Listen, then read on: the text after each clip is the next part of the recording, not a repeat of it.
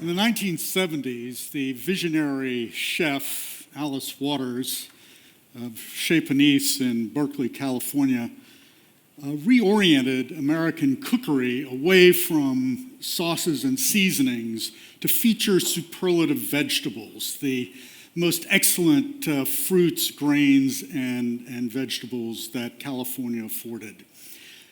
The decade afterward, Charleston chefs began to feature ingredients grown in South Carolina on their menus.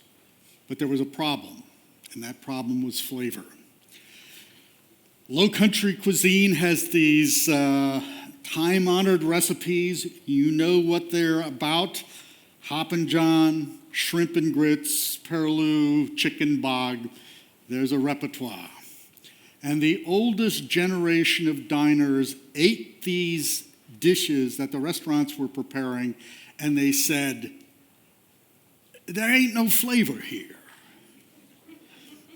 This, of course, inspired despair in the hearts of the chefs, and they began to inquire why this was the case. And they found out that aside from okra and collards, all of the ingredients that had been grown and made low country cuisine famous were no longer grown because they had been supplanted sometime in the late 20th century with modern crop cultivars. They asked, is anyone growing any of the classic old ingredients? There was no one doing it. A man stepped forward at this time, a miller whose mill, Anson Mills, is probably the most famous milling house for heirloom grains. His name was Glenn Roberts. And he said, I will bring these things back, beginning with the Carolina gold rice, which was the staple of our food. But we had lost so much that we didn't know what to bring back. So in 2003, he turned to me. He knew I liked food, but the thing that he really knew was that I had a very strange humanities skill. I was a print culture historian who was used to researching in extraordinarily extensive bodies of writing. And one of those bodies of writing was agricultural literature. So I agreed that I'd help him try to find out what was grown and what had been lost. And I spent 3 years over in Thomas Cooper Library, down in the microfilm bunkers, reading old seed catalogs, ag journals, and plantation records. And in 2006, I emerged from the darkness with a list in my hand of 45 ingredients that had been the heart of Southern cooking here where we live. And now our task was to find several dozen functionally extinct plants. I guess it's an interesting question. If these plants tasted so good, why did they go extinct? Doesn't taste trump everything when it comes to food? Well, here's a story. There once was a watermelon. This was a superlative watermelon. Indeed, many people reckoned it and its cousin as the two greatest watermelons ever created. One was called the Bradford watermelon, named after Nathaniel Napoleon Bradford of Sumter, South Carolina, and the other one was called the rattlesnake melon of Augusta, Georgia. And the Bradford melon was a 30-pound, white-seeded, red-fleshed melon with a fork-tender rind of inch thick that was perfect for pickling. And it looked like a huge green cucumber, blown up. The rattlesnake melon had snake ripples on its side. Civil War happens. 1865, the Confederacy's been defeated.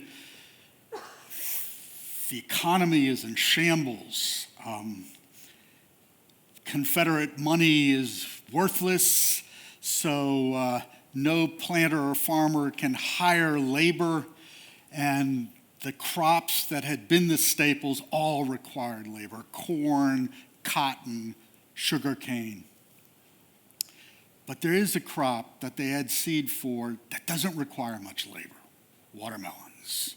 So they grew Bradford and rattlesnake watermelons. And at the end of the harvest, they put them on the railroad cars of this line, the one intact line that came out of the South from Georgia and South Carolina, went through Augusta, Georgia. And those watermelons went up to New York, and New Yorkers had never tasted anything so sublimely sweet, so wonderful as these watermelons that came out of this region. Indeed, the demand was so unlimited, it kick-started the southern truck farming industry after the Civil War. But there was a problem. It was that tender rind. When you stack Bradford watermelons 4 deep in a boxcar, the bottom watermelons get crushed, and you can't make a profit when 40% of your harvest is destroyed en route.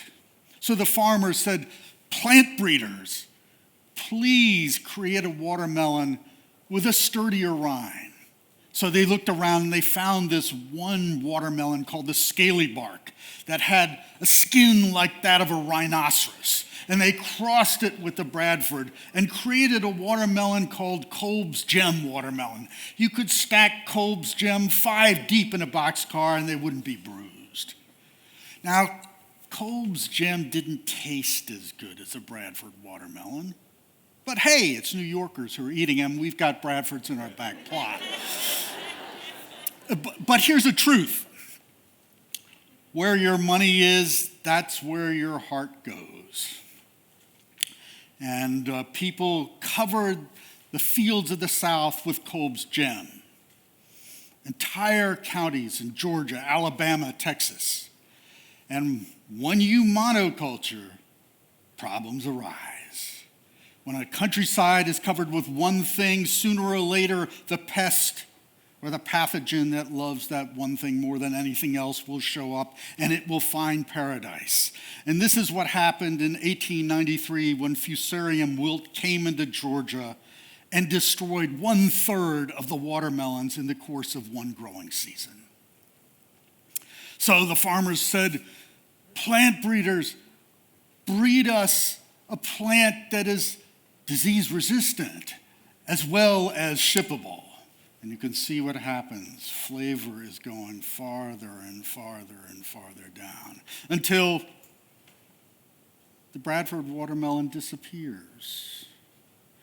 And you today have a nice little insipidly sweet, round, seedless melon that you can stick in the bottom of your refrigerator. I know you all love that melon. So, I wrote a lament, tears streaming out of my eyes, the loss of the South Great watermelon. And someone read it at 2:30 a.m. in November of 2013, and he wrote me an email and said, "I'm growing a field of Bradford watermelons down in Sumter. My name is Nat Bradford. I'm the 7th generation descendant of the creator." We brought back that melon to the chefs. It was one of those flavors that came back that had been lost, and they fell in love with it. Now, I want to say something about flavor. Flavor is not an ornament. It is not just a saleable feature of food. It is the signature of nutrition. Every biological entity, an animal, whether it's a paramecium or a primate, knows and recognizes what's edible and nutritious in their environment by the chemical signature they're hardwired in their nervous system to respond to. Good taste is the signature of nutrition. Human beings seed selected for good flavor for generations until the late 19th century. My group, the Carolina Gold Foundation, has brought it back. we found all but 4 of the ingredients from our original dish. The last idea I will leave you with is this. If some plant is truly the best tasting of its category, there is somebody somewhere, an old believer who's still got it. And thank goodness for it, because all of those things that it brought back were the basis of the Southern food revival of the last decade. Thank you.